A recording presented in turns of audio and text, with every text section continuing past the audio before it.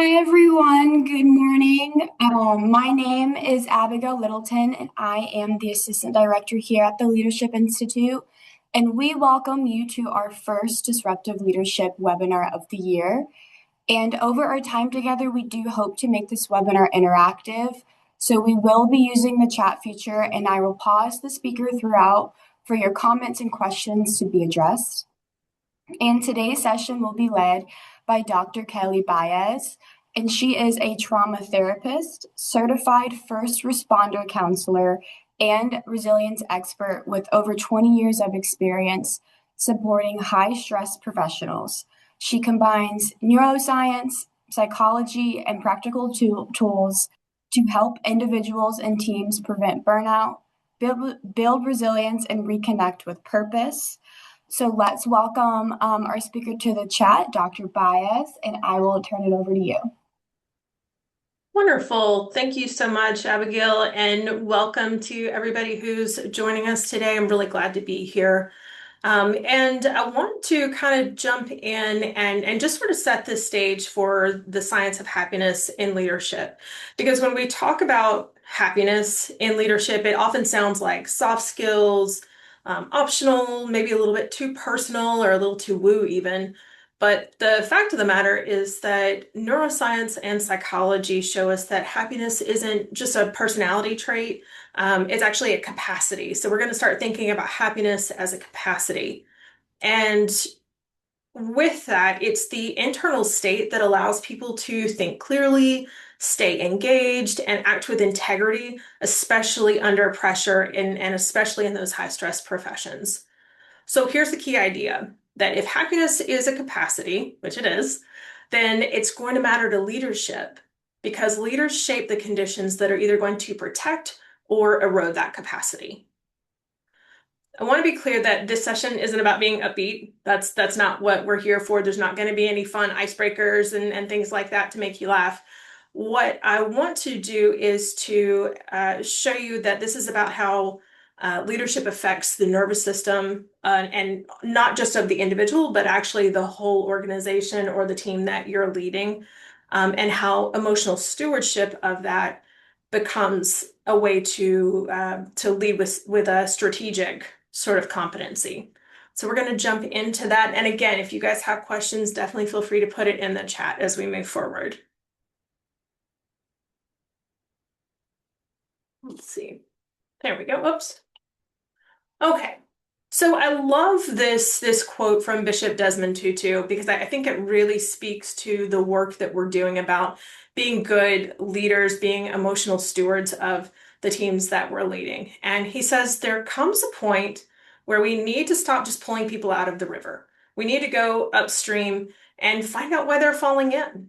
And I think that, when we talk about high stress professions and burnout, that is 100% accurate. If we keep throwing initiatives and programs at kind of the downstream area, frontline workers, we're not actually going to solve the problem. So this becomes a leadership competency to go upstream and figure out what's going on. And it sort of begs the question, like, what do we do when we're upstream and kind of looking at what's going on? And what happens is that emotional load, emotional pressure doesn't disappear. It just moves. It's just gonna kind of follow that stream downhill.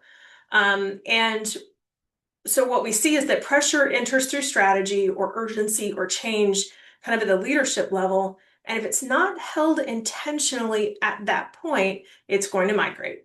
And it lands where there's relational access. So what that means is that where policy and people meet, that's where it's going to land. So we're looking at frontline workers, we're looking at people who are in kind of customer service roles where they have to interact with the public. HR, I'm looking at you. Definitely, you're holding a lot of that policy where policy meets people. I see you all doing that, a whole lot of that. So that's where that pressure is going to move. And so as a leader, it's important to remember that if you don't see it, it's probably because it's migrated. So here's our session roadmap for today. We're going to start by talking about nervous system leadership. And then we're going to move into the science of happiness as it relates to the world of work. And then we're going to talk about emotional stewardship, what that is, and a little bit on how to do that. And then we're going to also acknowledge the potential for moral injury and really underscore the necessity of emotional stewardship. So we've all heard about burnout, right? It's just a huge problem. A lot of high stress professions are literally hemorrhaging talent right now because burnout is being focused on, but burnout's the outcome, burnout's not the cause. So what we're actually dealing with is that accumulated emotional load. And the thing to remember about emotional load in the workplace is that it builds quietly over time, and it interestingly shows up long after the original pressure. So I work with a lot of healthcare professionals, and back when COVID was still quite new, man, those nurses were just making it happen. And it was really interesting to watch their strength and determination to show up and keep doing that incredibly difficult work. And what we found was that they didn't tend to burn out in that first 6 months or even a year, that it was about year two where we started people really starting to have those symptoms of burnout, not just emotional, but physical as well. So it can show up a long time after that original pressure. And the reason for that is that the vast majority of people who come to work, whether it's healthcare or any other industry, people show up to work to try, do their best, and to try to make it work. And so we don't see it originally or early on because people are still busy trying to handle that emotional load. So what leaders are influencing, obviously outcomes and culture, those are incredibly important. There's a lot more that leaders influence as well, but I want to invite you to start to include the nervous system climate of an organization. So that's what we're going to look at this point is leadership as a nervous system experience. And I want to start with the foundation of this, that humans are wired for cues. So the two big questions that as humans people are asking, and this is on an individual level, but also in an organizational level, what does this mean? And am I safe? Those are the two questions. They want to know if there's safety or if there's a threat. And what does this mean? So if you've got a change coming down, or coming up, they want to know, what does it mean? Am I safe? Is my job safe? What happens is that we as humans have what's called mirror neurons. And what happens with mirror neurons is that we pick up cues very, very quickly from each other. And so the vibe, if you will, is going to spread very, very quickly in an organization, or we can see this out, in other groups where things can spread. Some people call it emotional contagion. I think that's a little inflammatory. I'm not a huge fan of that term. Mood transfer means the same thing, though, and it's just more neutral. The thing to keep in mind, though, as a leader is that nervous system states they're gonna spread faster than your ideas. And leaders are in a really amazing position to amplify those signals. Again, for better or worse, leaders are in the position to amplify that because everybody's going to be looking to the leader to, what does this mean? And so there's an opportunity there. So leadership is felt before it's conveyed. So that's going to include, things like your tone, your pace, your presence, clarity in how you're describing things, clarity in terms of just the data that you're sharing.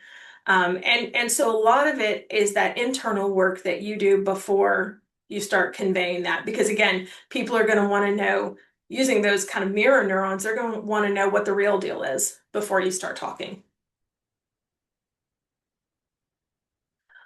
So in the world of work, obviously, humans are bringing their human experience to work. And What you're looking at here is called the autonomic ladder. It comes from polyvagal theory, and in a very distilled nutshell, polyvagal theory is the science and study of how the nervous system affects behavior.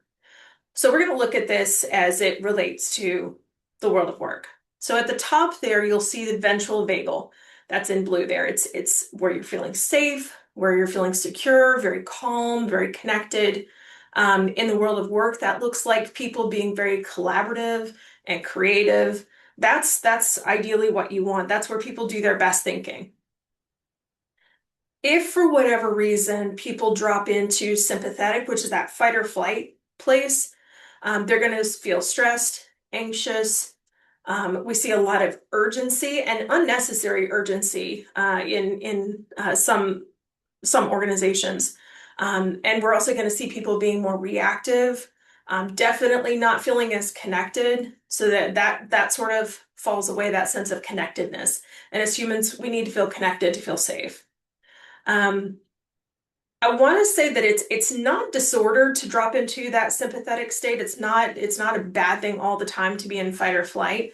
Sometimes, as you can see in the middle of that ladder, that term mobilized. And so sometimes we definitely want to be mobilized. If you've got an event happening or maybe it's a busy season, yes, be mobilized, do the things, have extra energy there. But you have to understand that it comes at a cost, that people aren't going to be doing broader thinking or collaborative thinking at that point. Typically, it's that area of focus narrows and it's just about getting it done. It's okay for people to drop into that, but we don't want them to stay there. So as a leader, ideally, the goal is to get someone back up into feeling connected and collaborative again in that ventral vagal state, and managing what information that they're getting so they can feel safe and secure in the workplace again. If somebody spends too much time in that sympathetic and that fight or flight, what naturally happens in the nervous system is that it drops into dorsal vagal. And what that means is that's that immobilized, collapsed, very low energy. What the body's basically saying is that apparently I'm not getting out of this stressful situation, so I'm just going to save energy and shut down. Unfortunately, in some high stress professions, that ends up being essentially kind of prized, if you will, or valued. And I see this just a super simple explanation or example would be like ER nurses or ICU nurses. Uh, it's hard to rattle them, right? They go in and they're handling all manner of things, and they're staying cool as a cucumber. And certainly that can come from experience, and that's important, but we want to be really careful that it's not coming from being completely shut down, right? Because the problem with that is that they're shut down versus being calm and connected and in their skill set, then that carries, that shutdown carries with them into their personal life, and then you've lost the ability to do those things that light you up and fill your cup and all the resilient strategies that we talk about on an individual level. So that's the nervous system in a nutshell. So leadership is a nervous system experience, whether we intend for it to be or not, because that's the human experience.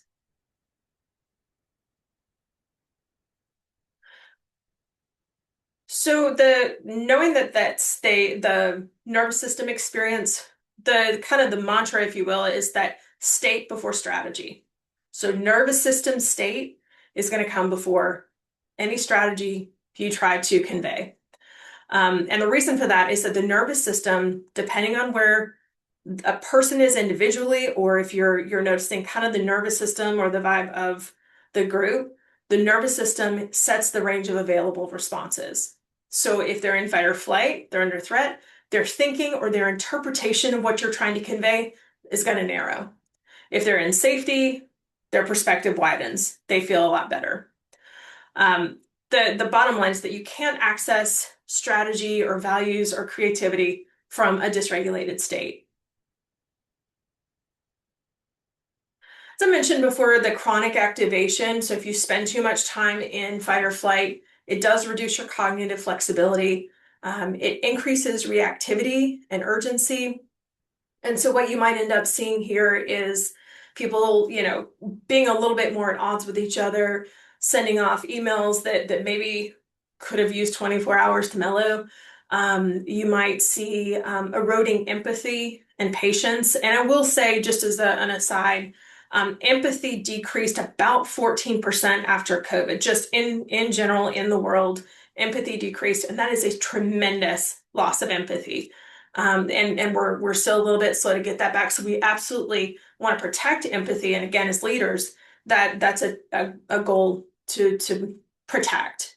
It also accelerates when you're in chronic activation, it accelerates disengagement. So disengagement from the role, disengagement from caring, disengagement from trying to go above and beyond. And the shift here is that this isn't a resilience failure because people are resilient, they're doing a good job of that. But what ends up happening is they get nervous system fatigue. That's what you're seeing with the disengagement and loss of empathy, that sort of thing. We definitely want to keep an eye on urgency. Now, some things are urgent, and that's great. That has to happen sometimes. But urgency is deceptive because it can feel like leadership. When you're in a leadership position and everything is urgent, it's like you're handling things and you're on and it's making things happen. But on a nervous system level, urgency signals threat, not priority. And chronic urgency trains people to be reactive. And if we're being reactive, we're not doing our best problem solving, we're not doing our best thinking. On the other hand, if we can get the team to a place of calm, there's more discernment. And the reason we want discernment is because that's where people are going to make safe, healthy, ethical decisions. I tell young counselors all the time, if you're going to make a mistake, like an ethical mistake, you're going to make it when you're burned out. And that's the reason, because you lose discernment when you stay in burnout, in fight or flight, or even in shutdown. And unfortunately, as amazing as our nervous systems are, our nervous system can't tell the difference between actual danger and constant urgency. It's just going to respond the same either way. So if you're in a leadership position, I want to assure you that being regulated as a leader, showing up as a good steward of this capacity that we're talking about today, that does not mean being calm all the time. In fact, the research on happiness, you don't want people to be happy all the time. In order to have happiness, we've got to have some flow to that. Some things are just hard, and it's better to go ahead and acknowledge that they're hard. So emotion is allowed, chaos is not. Again, we're trying to hold that challenge, that emotional load more uphill, upstream rather. Leadership definitely requires flexibility and not just flatness or rigidness. Regulated leaders still feel. Please still feel your feelings, and that's not just the counselor and me talking, but as a regulated, nervous system attuned leader, you want to still have your feelings. You just don't want them to spill over and affect the team. So that involves carrying the invisible load. I mean, we have to acknowledge that is that's a real heavy load for you as a leader. You're holding uncertainty, you're managing competing values sometimes, absorbing pressure from above and below and trying to make sense of that. And then certainly making decisions without all of the information. So that's what's happening on the nervous system side, and that's going to affect the capacity. So we're going to switch over into the science of happiness, which is the capacity, and talk a little bit about that. So the reframe is that if happiness isn't a personality trait, instead it's a leadership strategy. What does that look like? How do you shift that in your mind as you're leading your team? As I mentioned, it's a functional capacity. It's not about cheerfulness. It's not optimism or good morale or good vibes. Actually, pressing for good vibes only is pretty toxic. But instead, it's the capacity for clarity and flexibility and focus, engagement. And if we think about being happy at work, like most people I've ever talked to aren't going to work to be happy or to be entertained, right? They want to go to work because they find purpose and meaning, and there's some flexibility so that they can really, kind of flex that mental capacity and feel engaged in their work. That's happiness in work. The good news is that happiness is a recoverable state. As humans, humans are pretty tough, pretty flexible that way. And so if you've noticed that the team or the organization has fallen away from that happiness, all is not lost. It is recoverable. It just has to be an intentional recovery. The key as a leader is speed of recovery if you can. It's not about permanence. It's not about getting happy and staying happy forever, because that's quite rigid, and that's not how our nervous systems work. But those regulated systems, and again, regulated doesn't mean calm all the time, but regulated meaning I know what's going on, I'm aware of it, I'm thinking it through, I'm processing it, and getting back to safety. Regulated systems are going to recover faster.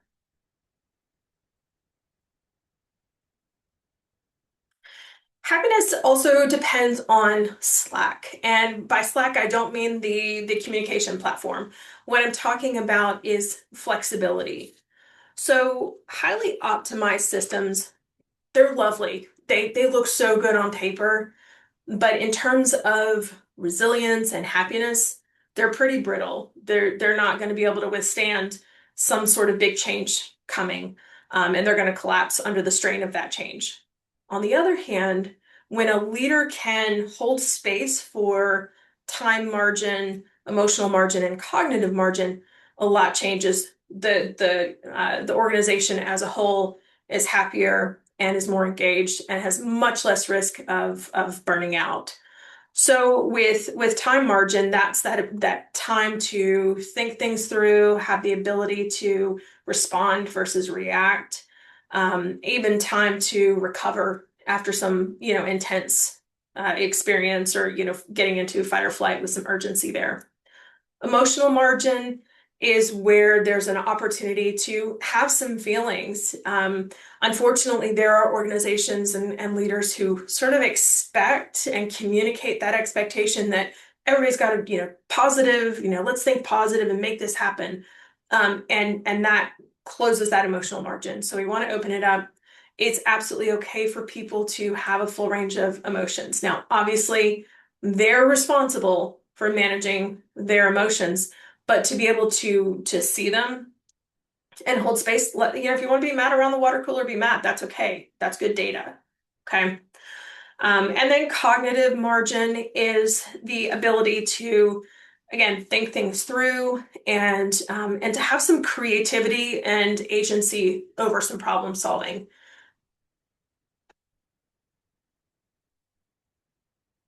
Happiness and meaning are related, but they're not the same. And I just want to make this distinction.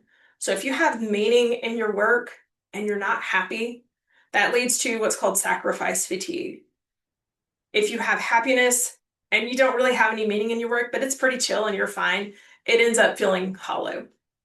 Sustainable leadership, to be in that leadership position, holding space for the capacity, it requires that you have both meaning and happiness. Happiness, we have to acknowledge too, is context sensitive. And what that means is that what makes leaders happy, what holds that capacity for leaders and prevents burnout for leaders, is going to be different than what somebody on the front lines is going to need. So the demands of the role are going to be different.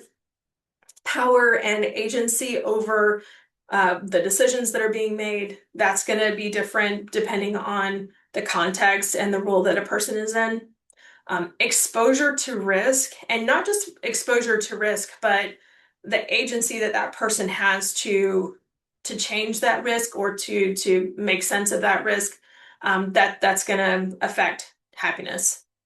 And then certainly moral burden. We're going to talk a little bit about moral injury in a little bit here. Happiness requires reality to be named. So as leaders, it's really important to call a spade a spade. Suppression of emotions, suppression of the truth is going to increase strain in everybody, and that's going to diminish capacity. Naming them reduces the load. It sort of floats things to the surface. Again, if we're calling a spade and everybody knows it has an accurate name for what's going on, it's lifted and it's a shared load, and that's much easier to bear. Um, Repair restores trust, but it's going to take time, particularly if there's been a whole lot of suppression of the reality. But I mean, the fact of the matter, and maybe you've seen this in your work, um, if something's off and you're not really allowed to name it, everybody knows, but that pressure of holding on to it can get really exhausting and frustrating.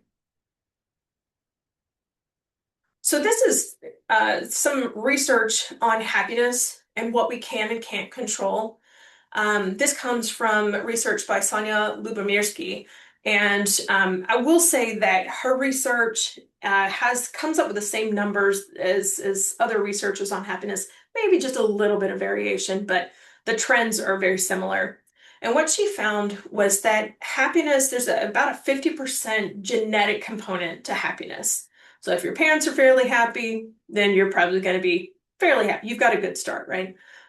10%, just 10% of our happiness comes from circumstances, which can feel really shocking when you're in your day-to-day life, handling the stressors of day-to-day life. But this comes from research on studying people who had like a major medical event or an accident where, they're paraplegic, things like that, and then people who won the lottery. And what they found was immediately after, their happiness scores went in the direction you would imagine. But a year later, they tested them again, and the happiness scores leveled out. And so circumstances account for just 10%, which means that there is a tremendous opportunity in that skills and actions. That 40% of happiness comes from skills and actions. And as a leader, that's important. And what happens, as a leader, that gives you a whole lot of opportunity to influence that within the world of work. So circumstances matter less than we think, and those intentional practices matter more than we expect.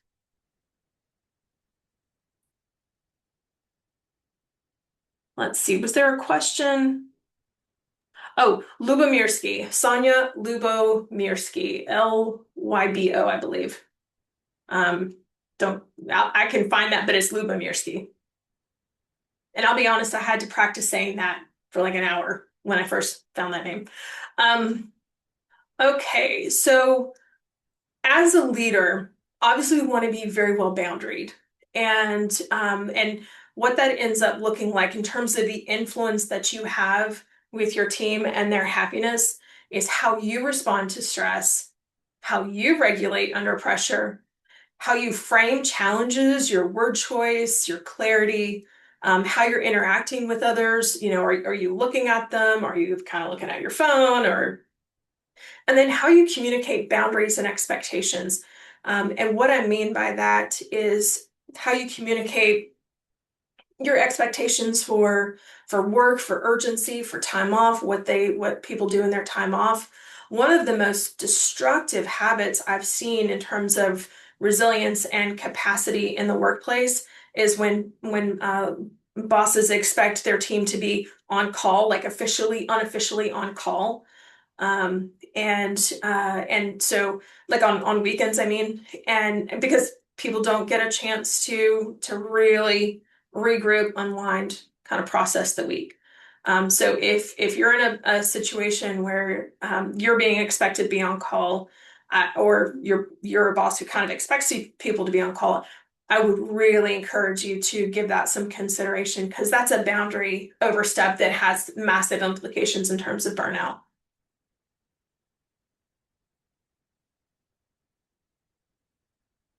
Oops.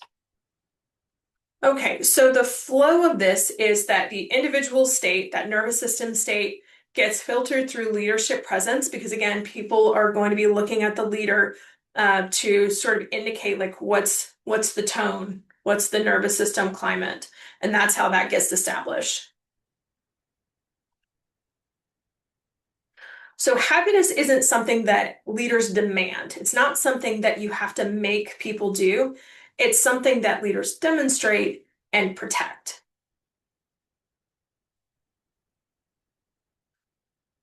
Unfortunately, happiness is the first capacity to go when a system is under pressure.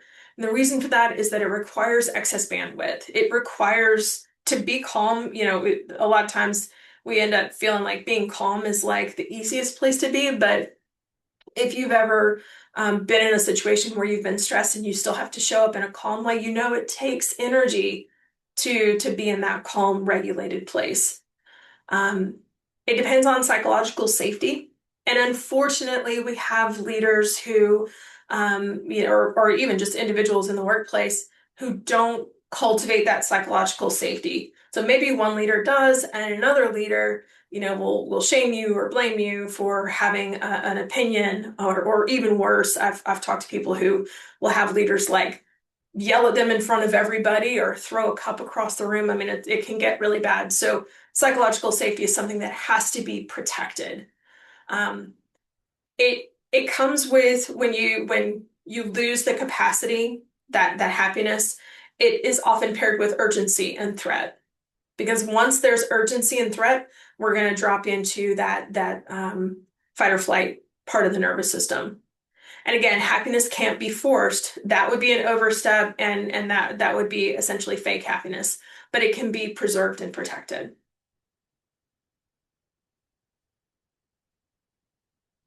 So what are leaders protecting when they protect happiness? You're protecting cognitive flexibility in yourself and your team. You're protecting moral clarity. And again, if somebody is going to make an ethical mistake, they're going to make it when they're disconnected from the work, the role, the mission.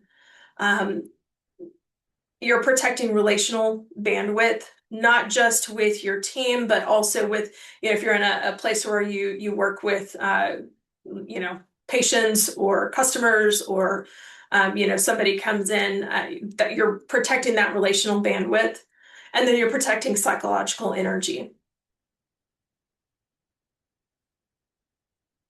So we're going to shift into emotional stewardship because that's the how. That's how you're getting this done. You're protecting it using emotional stewardship. So emotional stewardship is the leadership practice of noticing and responding to emotional load in ways that preserve that clarity, that capacity, and that trust.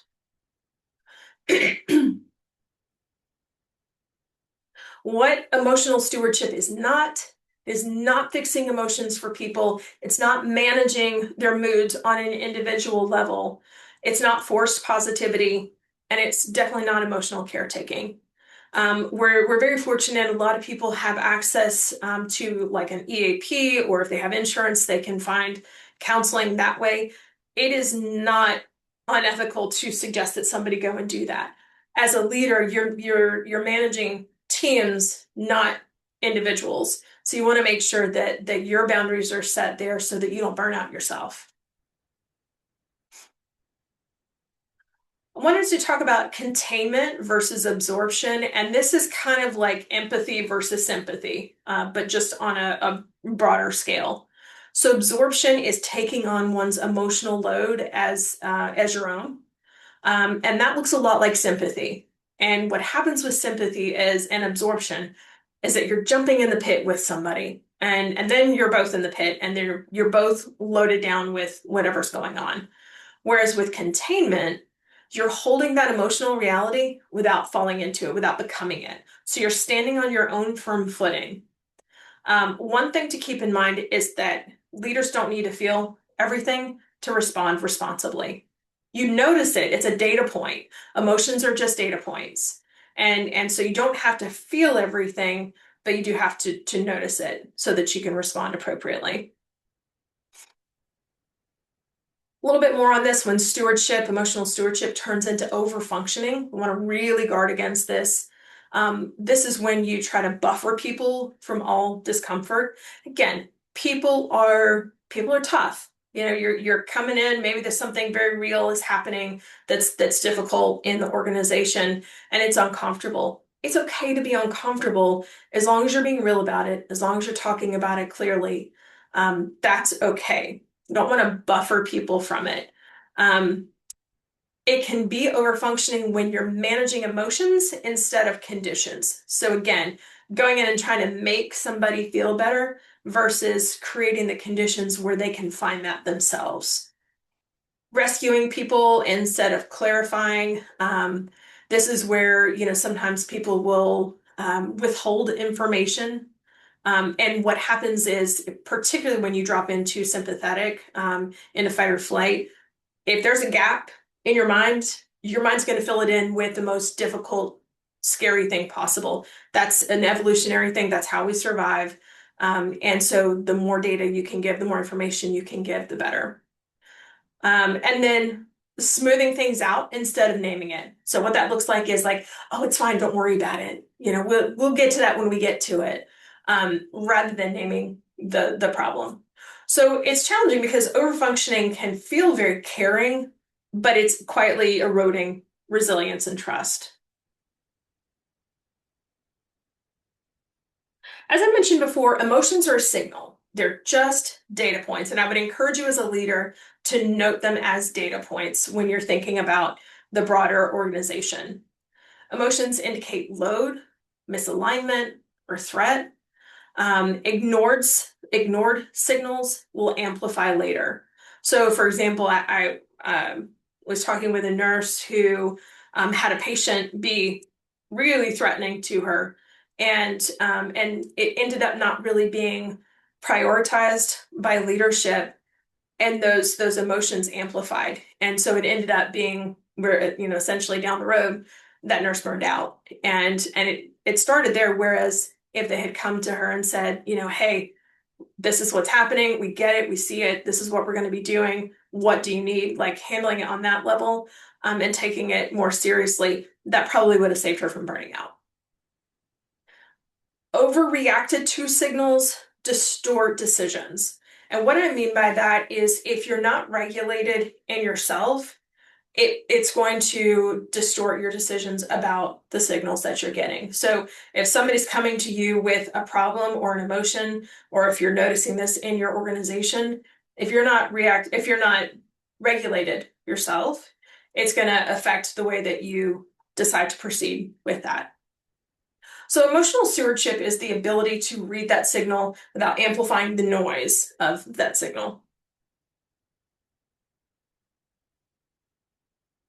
A lot of times there's remote leadership. People are working remote more and more, and it's very similar, but there are a few key points I wanted to mention. Just some differences here. Presence, the way you're showing up, like in the world of work in person, your presence really matters. In remote leadership, it's your patterns that really show up as being the most important piece of the puzzle. Urgency is going to travel faster than reassurance, particularly in remote leadership. The emotional load is quieter. It's not smaller, but it's quieter. So you really have to kind of ear to the, what is that? Ear to the real, I don't know. Anyway, you know what I mean. You have to really be looking for it. Clarity replaces proximity. If you can be very clear in the way that you're communicating what's going on, that's going to replace proximity. And then regulation shows up in communication. Anybody who's ever exchanged messages on Slack or Teams or whatever the cool kids are using these days, you notice a change in tone. Like, why did that person use this word versus that word, or why was it just one sentence versus more communication, more of a response. That regulation is going to show up in communication, and that matters in remote leadership.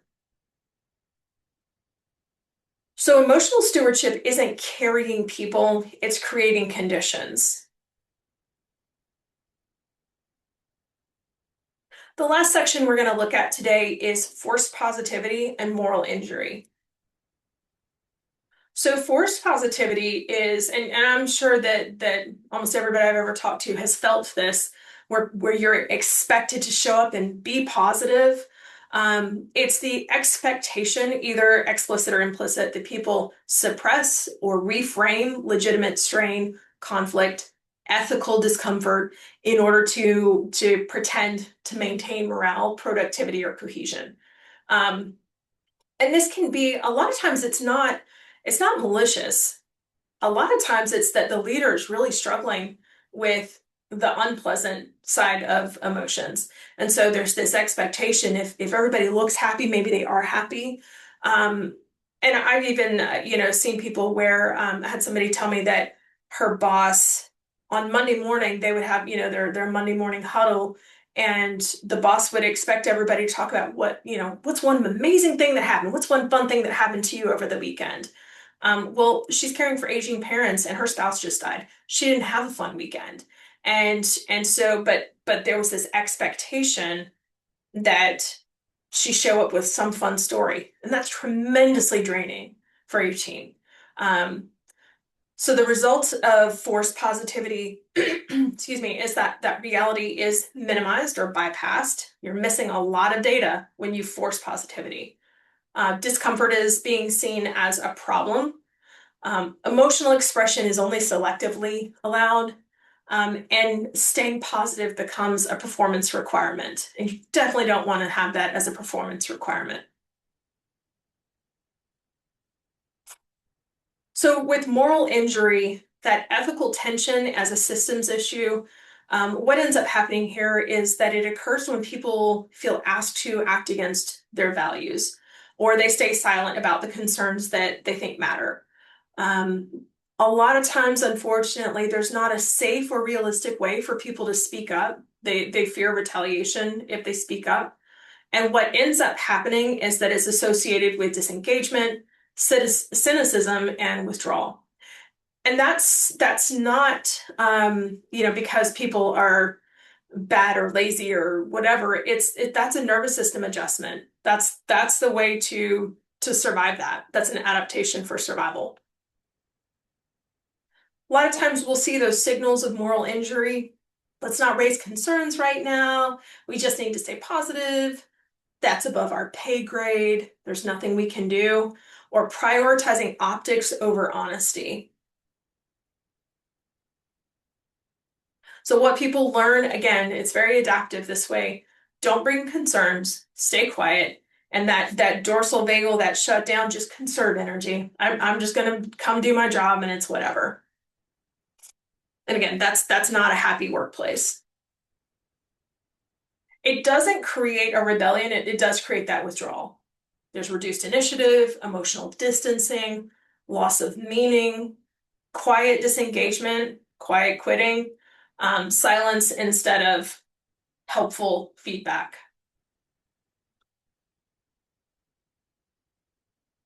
And what makes it worse, even when you've got really good intentions, is again that forced positivity, ignoring ethical tension. Again, we want to raise these things. We want to name that so that we can have that shared load and problem solving that can come with that. Rewarding endurance over honesty. You don't want work to be the place where you get rewarded for enduring toxicity. And then treating disengagement as having an attitude. So the antidote isn't positivity. Positivity doesn't resolve ethical strain. Cheerfulness doesn't restore capacity. And silence definitely doesn't equal safety. In fact, quite the opposite. What helps instead is for leaders to have that steady presence, really clear boundaries, and permission for honest reality, honest discussions. The antidote of emotional stewardship is that naming that ethical tension, um, modeling steadiness, and making it safe to speak without forcing people to disclose. So with that, I would encourage you to try this out this week. Leadership always shapes emotional climate and capacity, whether you intend to or not. And emotional stewardship begins when leaders choose steadiness over reaction and responsibility over urgency. That is all I have today. you guys have questions, I'd love to talk with you about it. Thank you.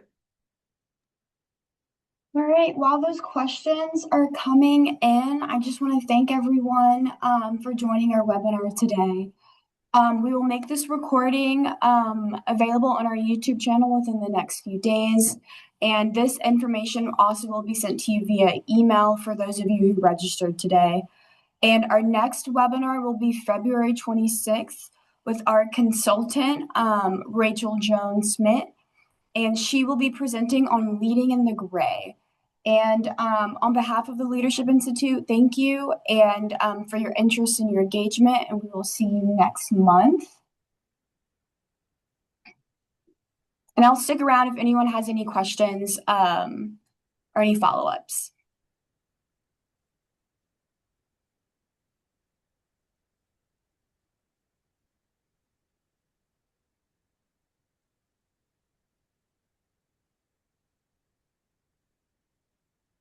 Sandra said that this has been an amazing segment. Thank you. Wonderful. I'm glad it's been helpful.